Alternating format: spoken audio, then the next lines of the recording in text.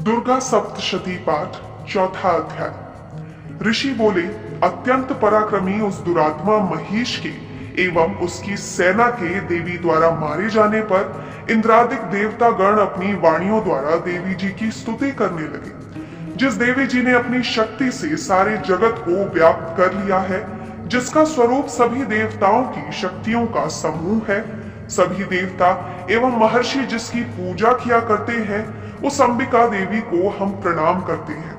वही देवी हमारा मंगल करे। जिसके अतुल प्रभाव को एवं बल को भगवान शेषनाग, ब्रह्मा तथा हरि भी नहीं कह सकते, वह चंडिका देवी सारे जगत के पालन के लिए तथा अमंगल के भय के नाश का विचार करे। जो श्री स्वरूपिणी पुण्य आत्माओं के घेरों में, जो लक्ष्मी स्वरूपा है, पापियों के घरों में दरिद्रता, पवित्र बुद्धि वालों के हृदय में बुद्धि, श्रेष्ठ पुरुषों के यहाँ श्रद्धा, कुलीन मनुष्यों में लज्जा स्वरूपिणी है, इस प्रकार की है देवी। हम आपको प्रणाम करते हैं हे भगवती, आप विश्व का पालन करें। हे मातेश्वरी, आपके इस अचिंत्य रूप का असुरों के क्षय करने वाले आपके महान पराक्रम एवं देवता तथा असुरों के सामने संग्राम में किए गए आपके अद्भुत चरित्रों का वर्णन हम किस प्रकार कर सकते हैं। हे भगवती, आप संपूर्ण जगत का कारण हो। सत्व, रज, तम इन तीनों गुणों वाली होते हुए भी आप अजय हो। दोषों के कारण हम लोग आपको जान ही नहीं सकते। हम तो क्या विष्णु शिव आदि भी आपका पार नहीं पा सकते। आप सबकी आश्रय हो एवं आप आद्या, अव्याकृता, परा प्रकृति हो। हे देवी जी, सभी यज्ञों में जिसके उच्चारण करने से सभी देवता तृप्त होते हैं, वह स्वाहा एवं पितरों को तृप्त करने वाली स्वधा आप हो। मोक्ष का कारण अचिंत्य महाव्रत स्वरूप हो और संपूर्ण दोषों से रहित सभी इंद्रियों को वश में करने वाले, तत्व को ही सार जानने वाले मोक्षार्थी मुनि जन जिसका अभ्यास करते हैं, वह भगवती पराविद्या आप हो। आप शब्द स्वरूपा हो, परम पवित्र ऋग्वेद, यजुर्वेद एवं मनोहर उद्गीत के पदों के पाठ से युक्त सामवेद का आप आधार हो।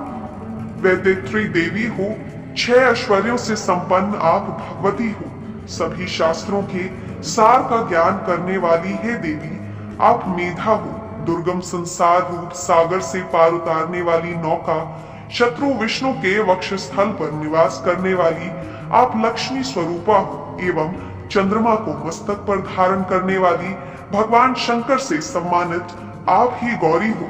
यद्यपि आपका मुख स्वर्ण से भी उत्तम कांति से सुंदर तथा परिपूर्ण चंद्रमा के बिंब का अनुकरण करने वाली निर्मल मंद मुस्कान से शोभित है, तथापि इस प्रकार के चंद्रमुख को देखकर क्रोध से परिपूर्ण महिषासुर ने झट ही उस पर प्रहार किया। यह एक अद्भुत बात है। उससे भी अतीव अद्भुत एवं विचित्र बात यह है कि जब वही मुख क्रोध से युक्त हो, उदय होते हुए चंद्रमा की भांति लाल था, तनी हुई भौहें अति विकराल थी। ऐसा देखकर महिषासुर ने अपने प्राण तुरंत नहीं छोड़ दिए।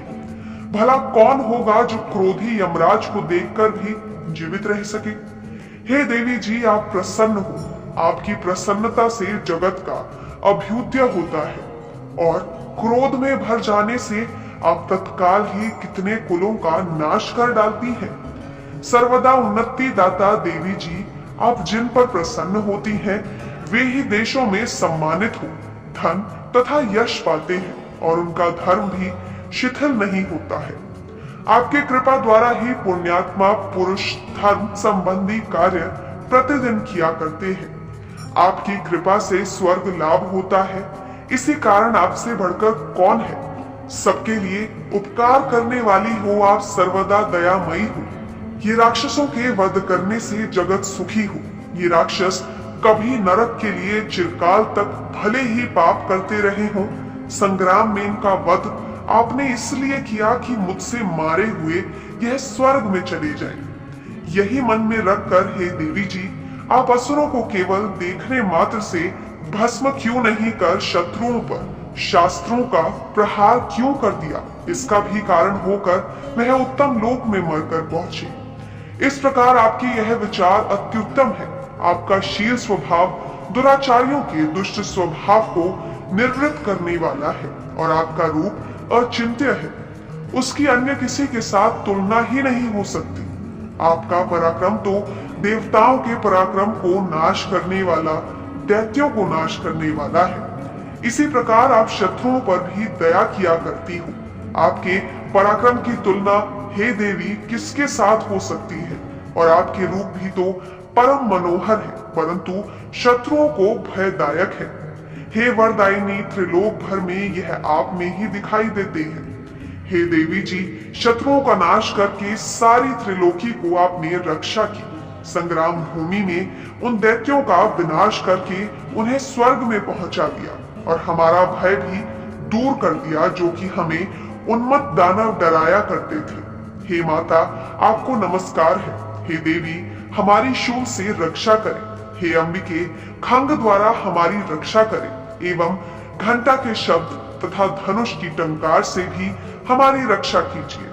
हे चंडिके, पूर्व पश्चिम दक्षिण दिशा से हमारी रक्षा करें। अपना त्रिशूल घुमाकर उत्तर में हमारी रक्षा कीजिए। ऋषि बोले, इस प्रकार देवी की देवताओं ने स्तुति की और नंदन वन में उत्पन्न हुए फूलों तथा गंध, चंदन आदि से जगत की माता की पूजा की। सभी देवताओं ने भक्ति पूर्वक दिव्य धूपों द्वारा अर्चना की। तब देवी प्रसन्न मुख होकर उन देवताओं से बोली, हे सभी देवताओं, अपनी अभिलाषा के अनुसार आप सब हमसे वर मांगो। देवता बोले, हे भगवती, आपने तो हमारी सभी कामनाएं पूर्ण कर दी, कुछ भी बाकी नहीं। हमारे इस महिषासुर शत्रु का आपने वध कर दिया। फिर भी यदि प्रसन्नता पूर्वक हमें वर देना चाहती हो तो हे माता, यह वर दीजिए कि जब जब भी हम आपको स्मरण करें तब तब हमारी बड़ी बड़ी आपत्तियों को दूर करें। हे प्रसन्न वदने मातेश्वरी, जो भी मनुष्य स्तुतियों द्वारा आपकी स्तुति करे उसे वित्त, रिद्धि, विभव दीजिए। हे अंबिके, हम पर सदा प्रसन्न रहिए। ऋषि बोले, हे राजन, जब देवताओं ने अपना तथा जगत के कारण के लिए इस प्रकार वर मांगा तब उन्हें तथास्तु कहकर भद्रकाली अंतर ध्यान हो गई। हे राजन, पूर्व काल में तीनों लोकों का हित चाहने वाली देवी का देवताओं के शरीर से जैसा प्राकट्य हुआ वह सारी कथा मैंने कह सुनाई। अगला अध्याय अगली वीडियो में। तब तक के लिए जय माता दी।